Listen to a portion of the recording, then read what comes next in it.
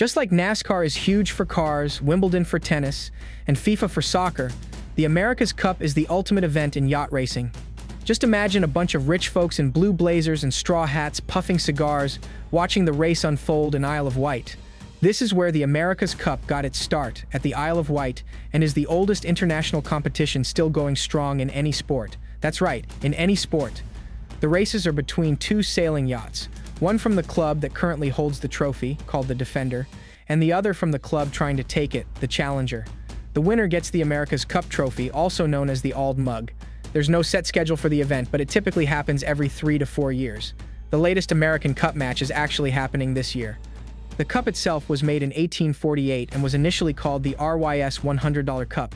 The first race took place on August 22, 1851, around the Isle of Wight, with the America from the New York Yacht Club competing against 15 yachts from the Royal Yacht Squadron.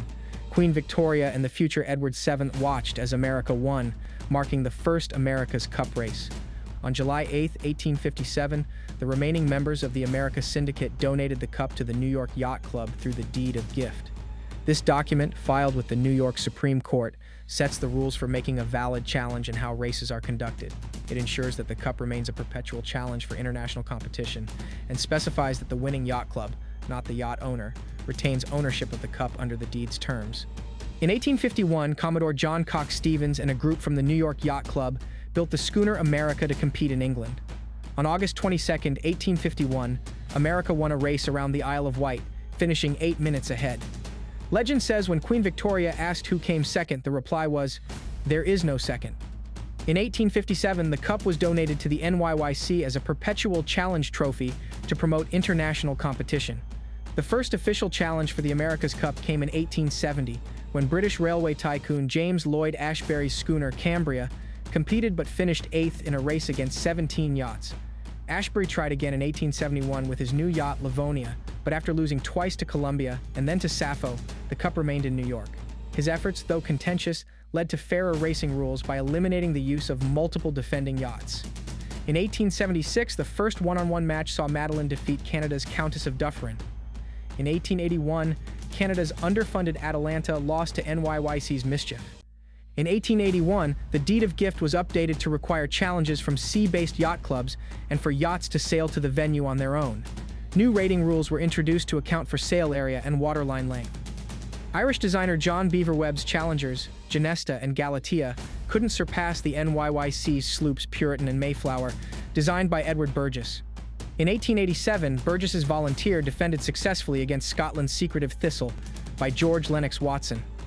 From 1889 to 1903, the America's Cup saw significant changes and challenges. The NYYC adopted the Siwan-Haka Corinthian Yacht Club's rating rule, which Nathaniel Harrishoff used to push yacht design boundaries.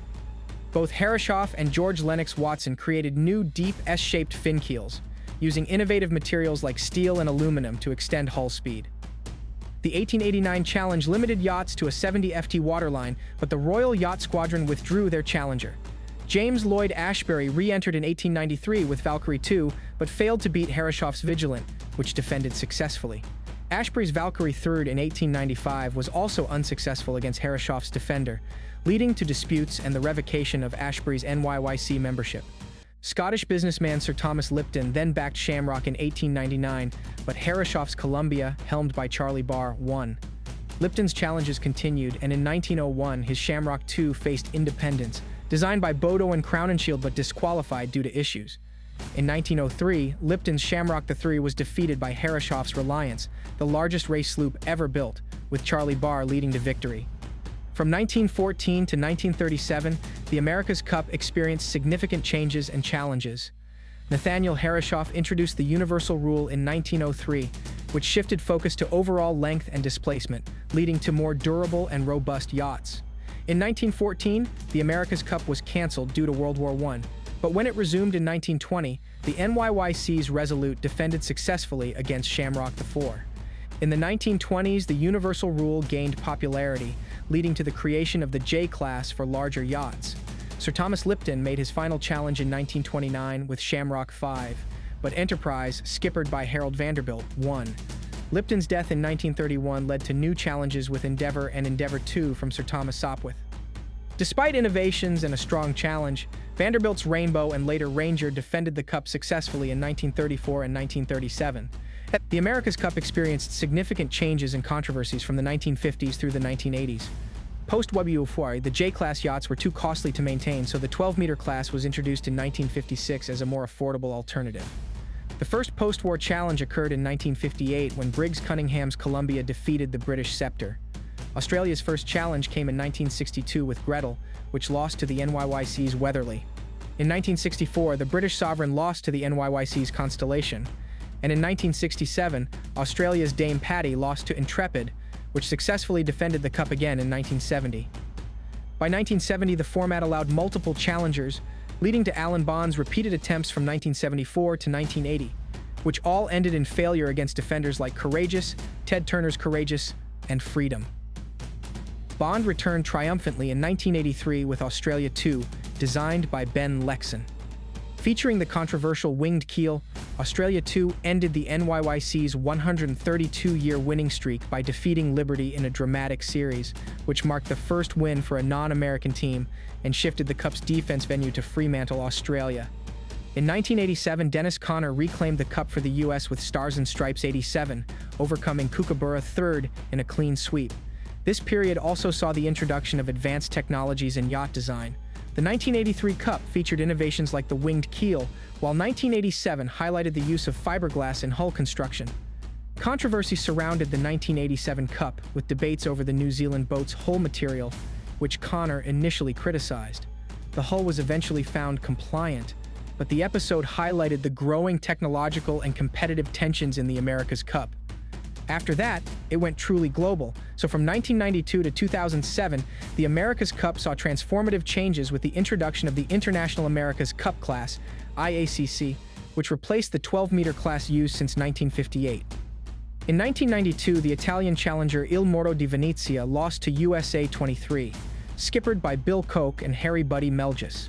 The 1995 Cup saw Team New Zealand, helmed by Russell Coutts, defeat Dennis Conner's Stars and Stripes with ease. Notable events included the 1996 damage to the Cup by Benjamin Perry Nathan and the restoration by Garrards. In the 1999-2000 Cup, Team New Zealand won against Prada, marking the first Cup without an American team. Alinghi, representing Société Nautique de Genève, won in 2003, becoming the first European team to secure the Cup. The 2007 Cup, held in Valencia due to changes in nationality requirements, saw Alinghi defend successfully against Emirates Team New Zealand. In 2010, after a lengthy legal battle, the Golden Gate Yacht Club was declared the rightful challenger, and their yacht USA 17 won the Cup decisively in 2 races against Alinghi, showcasing the impact of technological advances and shifting international participation in the competition. In 2010, the America's Cup saw a major showdown with the Golden Gate Yacht Club, GGYC, challenging Société Nautique de Genève, SNG. After SNG successfully defended the Cup in 2007, they faced off against Club Náutico Español de Vela, a Spanish club set up just for the challenge. But when their 33rd America's Cup protocol was criticized, GGYC stepped in, claiming they should be the official challenger. After a lengthy legal battle, the court agreed with GGYC. The match ended up being a one-on-one race, and the American team's Trimaran, USA 17, won in just 2 races. From 2013 to 2017, the America's Cup transitioned to catamarans. The 34th America's Cup saw the introduction of the AC-72, a new class of wing-sailed catamarans. However, Club Nautico di Roma, the initial challenger, dropped out due to funding issues, and the Royal Swedish Yacht Club took their place. The racing was intense, with a technology race in hydrofoiling. Emirates Team New Zealand eventually beat all challengers to win the Cup. In 2017, Oracle Team USA defended the Cup in Bermuda, but New Zealand clinched the victory with a 7-1 score. For the 2021 America's Cup, the Royal New Zealand Yacht Squadron defended the Cup with their AC-75 design, a 75-foot foiling monohull. The challenge was against Luna Rossa Prada Pirelli. Despite delays due to COVID-19, the competition went ahead, and Emirates Team New Zealand retained the Cup, winning 7-3. The next America's Cup will take place starting October 12, 2024 in Barcelona, Spain, with the defending Royal New Zealand Yacht Squadron facing off against a challenger. Both the 37th and 38th America's Cup matches will feature AC-75 class yachts. That's all for today.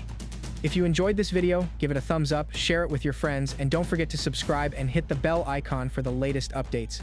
See you next time for more exciting content.